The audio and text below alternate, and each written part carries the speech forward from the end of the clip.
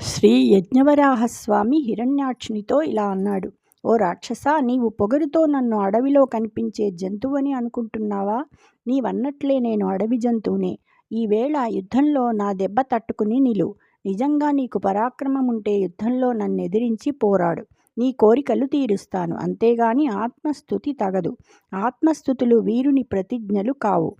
నీవన్నట్లు పాతాళంలో నిక్షేపంగా ఉన్న భూమిని దర్పంగా తీసుకుపోతున్నా. ఇదిగో చూడు. సిగ్గులేనివాడని దాక్కుని యుద్ధం చేస్తానని అనుకుంటున్నావు కదా. నీ గదా ప్రయోగంతో పారిపోయే రీతిగా నన్ను ఎదిరించు. నీ కోరికలు వెంటనే తీరుస్తాను.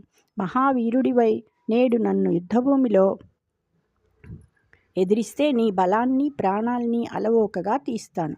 ఇదే చూడు. వారింపవీలు కాని శౌర్యంతో పరాక్రమంతో ఈనాటి నుండి భూమి మీద రాక్షసులు లేకుండేటట్లు చేస్తాను.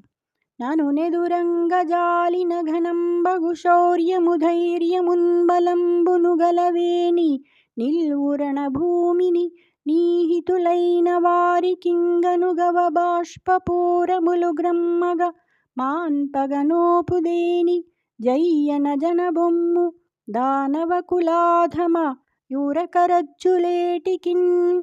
నన్ను ఎదిరించగలిగినంత గొప్ప శౌర్యం ధైర్యం బలం నీకుంటే యుద్ధరంగంలో నిలువు.